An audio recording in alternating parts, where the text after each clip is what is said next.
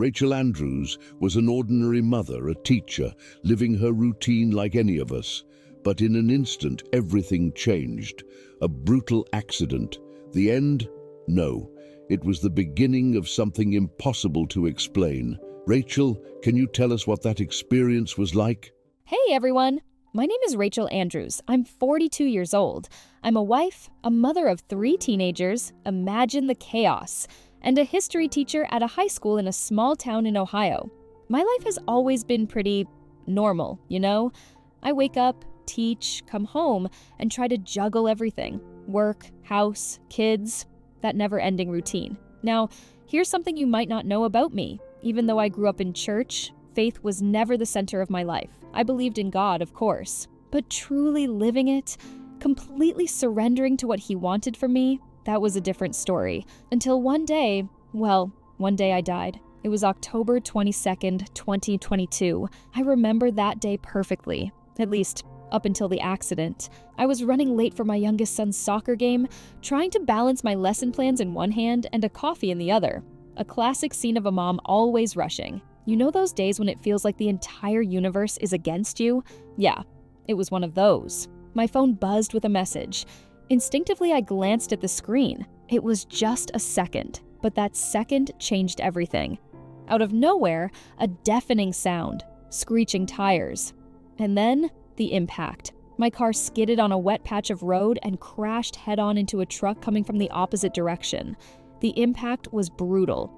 Everything turned into a blur of chaos and confusion, and after that, silence, total darkness. When my consciousness returned, the first thing I noticed was the light, but it wasn't an ordinary light. The kind that blinds you and hurts your eyes. No, this was different. Gentle, welcoming, almost like a hug. Man, the pain was gone. All that sensation of impact, the panic, none of it existed anymore. My senses were heightened in a way I can't quite explain. I felt everything. But at the same time, there was this deep peace that seemed impossible to believe. I looked at myself, and guys, I wasn't in my body anymore. No wounds, no pain. I was wearing a flowing white garment, and my hands, perfect. No scars, no marks, no signs of the life I had just left behind. That's when I understood. I had crossed over, and then I saw him. A figure began to approach. He radiated light, but not just any light. It was something divine. A glow so intense it seemed to come from within him. And me? Well, I fell to my knees, because deep down, I knew exactly who he was. The moment I looked at him, I just knew. It was Jesus. Rachel, he said, his voice filled with both love and authority. You have come home. I broke down. Tears streamed down my face, completely out of my control. I knelt before him, my whole body trembling. I died? My voice barely came out. He smiled with a tenderness that wrapped around me completely. You are here because it is not yet your time, but there is something I need to show you before you go back. Then he reached out his hand, and when my fingers touched his, something indescribable happened. You know that weight we carry without even realizing it? The daily worries, the pain that refuses to leave, the difficult memories stuck inside us. All of it vanished in an instant. It was like a river of peace flowing through me. A relief so deep that I felt weightless, as if I were floating. It was as if His grace surrounded me completely, lifting me to a place where fear, pain, and doubt didn't exist. Without saying a word, Jesus began to guide me. We walked through an infinite space, a place that felt alive. The colors around us, my God, the colors. I had never seen anything like them. Shades that don't exist on Earth, colors I had no names for, and the music. It was as if the universe itself was singing. It wasn't a sound you hear with your ears. It was a sound you feel. Every note vibrated within me, as if it were a part of who I was. The melody seemed to come from everywhere and nowhere at the same time. A harmony so perfect that it could only have one source, the Creator Himself. I wanted to ask, but in the presence of such magnificence, my voice was barely a whisper. Why am I here? Jesus stopped and looked at me. His gaze was firm, yet full of compassion. You are here to understand, he said. You have been living your life without seeing the full picture. There are truths about humanity, about my creation, that you must take back with you. As we walked, something extraordinary began to happen. It was as if we were traveling through time. Suddenly, I wasn't just hearing about biblical stories. I was inside them. I could see, feel. It was real, far more real than anything I had ever read or learned. Then, we stopped in front of a scene that felt ancient, full of meaning. Before us appeared a massive scroll, covered in inscriptions written in a language I had never seen before. Jesus pointed to a specific passage, and there was something solemn in his gaze. "This," he said, "is where it all begins." I looked closer. The names glowed as if they were alive. Shem, Ham, Japheth. It was the Table of Nations. Genesis 10. The moment when the world began to be repopulated after the flood. Jesus looked at me and explained, "Rachel, after the flood, humanity's origins trace back to these three. And then, he began to reveal truths I had never imagined. The descendants of Japheth play a crucial role in the world you know today." As Jesus spoke, the words written in that ancient language began to shine.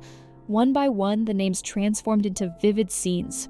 Vast landscapes, ancient civilizations, people going about their daily lives. I could see everything so clearly, as if I had been transported into those times. "The descendants of Japheth spread across the lands you now call Europe," he continued. "Magog became the ancestor of the Slavic peoples, Russia, Ukraine, and beyond. Madai gave rise to the Medes, the Aryan peoples of Iran. Javan was the father of the Greeks, and from Tiras came the first Italians and Romans."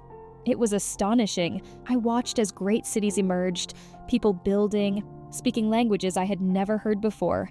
Yet somehow, I understood them. I didn't need to comprehend the words.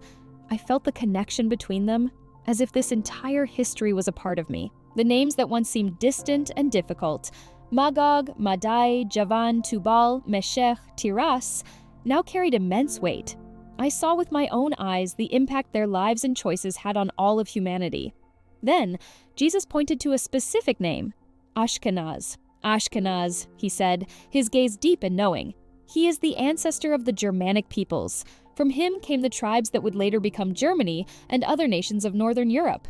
Even today, the name Ashkenazi is remembered among my chosen people." As he spoke, the scene shifted once again. I saw the descendants of Ashkenaz appear before me, a strong, determined people. Their influence on the world would be immense, shaping the course of history in ways I had never stopped to consider. But along with this vision of greatness, something else came, a tightness in my chest. Because I knew that these nations, like all others, were not immune to what had plagued humanity from the very beginning. Division, hatred, separation. I was still trying to process it all when Jesus revealed something I never expected to hear. "Rachel," he said, "humanity's diversity is not an accident. Every lineage, every nation, carries a part of my divine plan. But do you know what unites them all?" I swallowed hard. My heart pounded. I wanted to answer. But how? How could I grasp something so vast, so complex? How could I see purpose where so often we've only seen differences? Jesus looked straight into my eyes and spoke a single word, love. It was like thunder inside my soul. "The world has divided itself by race, by culture, by language," he continued. "But to me, they are all one. Yet humanity has strayed from this truth, building walls where there were never meant to be barriers." His words pierced through me like a blade of light, and suddenly, I saw how many times in my life I had looked at people and only noticed the differences. I saw how I too had been influenced by a world that insists on dividing us, by labels, by appearances, by borders that God never intended to exist. I had never truly understood just how much God loves every single human being, but there, standing before him, I finally got it. And as Jesus continued guiding me through these revelations, something inside me started to change forever. I was overwhelmed by a whirlwind of emotions I could barely explain. It felt like a knot was forming inside me, a mix of awe, confusion, and an overpowering sense that I was unworthy of all of this. Why me? Why? Out of all the people in the world, was I being given this knowledge? My voice came out hesitant. "Lord, if this is your truth, why hasn't the world embraced it? Why is there so much division, especially when it comes to race?" Jesus looked at me with deep sorrow, but also with infinite patience. "Rachel," he said, "the divisions you see today are the result of humanity's fallen nature. My plan has always been unity, diversity, and harmony, but sin entered the world, and with it came pride, greed, and the desire for power. Suddenly, the scene around us shifted. I was standing before the ancient city of Babel. A massive tower loomed on the horizon, towering and imposing, a monument to human arrogance. Here, Jesus said, is where it all began. I watched as people worked together, building that tower with an incredible sense of determination. They were of all colors, all languages, united by a single purpose. But as the tower grew, something began to change. They were no longer concerned with serving God. They were trying to become like Him. They wanted a name for themselves. They wanted glory. They wanted to reach heaven on their own. Then Jesus explained, they sought to exalt themselves above me. So I confused their languages and scattered them across the earth. It was both a punishment and an act of mercy, for their unity in sin would have led to destruction. The scenes continued unfolding before me. I saw Noah's descendants spreading across different regions. The descendants of Shem moved toward the Middle East, Ham's lineage settled in Africa, and Japheth's people migrated into Europe. Jesus pointed to these groups and said, each of them carried immense potential, for all were made in my image. But instead of celebrating their differences, they used them as weapons to divide and oppress. I swallowed hard. His words weighed heavy inside me. When Jesus turned back to the descendants of Japheth, I saw images of towering mountains, dense forests, and mighty rivers. It was a vast land stretching from the Caucasus Mountains to the shores of the Atlantic. Rachel, he said, the people of Japheth were given immense lands. They were blessed with innovation, resilience, and a pioneering spirit. But with great blessing comes great responsibility. A tightness gripped my heart. What do you mean by that? My voice came out as barely a whisper. Jesus looked at me with deep sorrow. Many of Japheth's descendants did not use their blessings as they should. He said, they became conquerors, colonizers, oppressors. They believed their power made them superior. They used my word to justify slavery, exploitation, genocide. They forgot that all of humanity is equal in my eyes filled with tears. And then I saw. Centuries unfolded before me as if I were watching a movie, except each scene hit me like a blow to the chest. The Crusades, the slave trade, the extermination of indigenous peoples, the systemic racism that still plagues the world today. The pain of all these injustices was overwhelming. Lord, my voice broke. How could this happen? Didn't they know it was wrong? Jesus nodded sadly. Some knew and tried to stop it, he said, but many were blinded by their own pride and greed, and somehow I knew he wasn't finished. There was more to see, and I wasn't ready for what was coming next. Jesus looked at me with such tenderness that my heart could barely take it. My mercy is greater than their sins, he said. Even those who have committed great evils have the opportunity to repent and be redeemed. And then, in the blink of an eye, he showed me the world as it is today, and what I saw crushed me. Division, chaos, pain. I saw protests for racial justice, wars fueled by hatred, families torn apart by prejudice. I saw people suffering from things that had happened centuries ago, yet still left deep scars on society. It was as if I were standing right in the middle of it all, feeling the weight of the pain the world has carried for so long. Rachel, Jesus said, his voice firm yet full of compassion, the time is near. I will return to restore all things, but before that day, my people must learn to see one another as I see them. They must repent for the sins of their ancestors and work toward reconciliation. A deep sense of urgency filled me. But Lord, my voice trembled, what can I do? I'm just one person. Jesus took my hands and said, you can carry this message. Tell the world what I have shown you. Speak my truth, even when it's hard. Remind everyone that I created all nations, all races, all people for my glory. Suddenly, the scene around us changed. And my God, I don't know how else to describe that place. It felt like heaven itself. The colors around me were so vibrant, so intense, that they made everything on earth seem dull.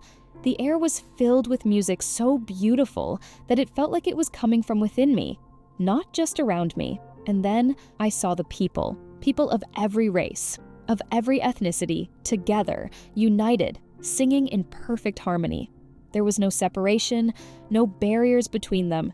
It was as if the very essence of humanity had finally found its true purpose, and that purpose was love. Jesus smiled and said, "This is my kingdom. Here there is no division, only love. And this is what I desire for the earth as well." The peace of that place was so intense, so absolute that I fell to my knees. And it wasn't just the absence of conflict, it was something greater.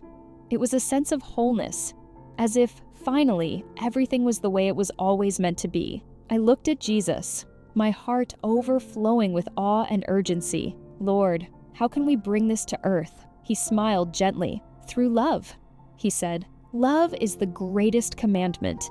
If my people love one another as I have loved them, the world will see my glory. And then everything made sense. The world, with all its pain, all its division, could only be healed by love. But not just any love, the love that Jesus taught.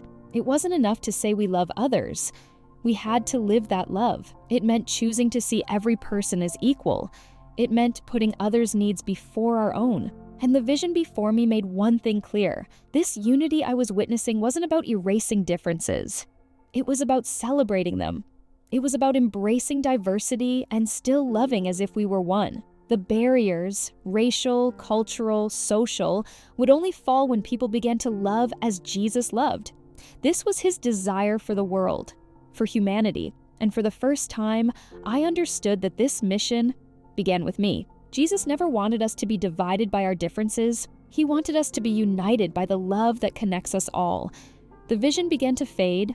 I felt my body being pulled back, as if an invisible force was calling me to return. That's when I heard his voice one last time. Rachel, Jesus said, his tone firm, yet full of love. You have seen much, but your mission is not over. Share what I have revealed to you. Be a light in the darkness. And in an instant, everything disappeared. When I opened my eyes, I was in the hospital. The air smelled of disinfectant, machines beeped around me, and the pain slowly returned, reminding me of what had happened. The doctors were stunned. They couldn't understand how I had survived that accident. The impact had been too severe. They had no explanation for why I was still here, but I did. I knew the truth. I had been given a second chance, and it wasn't by accident. Since that day, my life has changed completely. I couldn't keep that experience to myself. I had to share it. I started telling my testimony, speaking about what I saw and heard, about unity, about repentance, about the love that Jesus showed me. Not everyone wants to listen. Many resist. They question, they doubt. But I know this is the truth the world needs. And more than ever, I know that love is the key to healing. Love is the answer. And as long as I live, I will be that light, no matter how dark the world may seem. Rachel, thank you so much for sharing this powerful and life-changing experience with us. Your testimony reminds us that the love of Jesus transcends all barriers and that he desires for us to live in unity. And to those who have watched until now, may this story touch your heart and make you reflect. In Galatians chapter 3, verse 28, the word says, "There is neither Jew nor Greek, there is neither slave nor free, there is neither male nor female, for you are all one in Christ Jesus." May we carry this truth in our lives. If this message spoke to you, share it with someone who needs to hear it today. May God bless you powerfully and see you next time.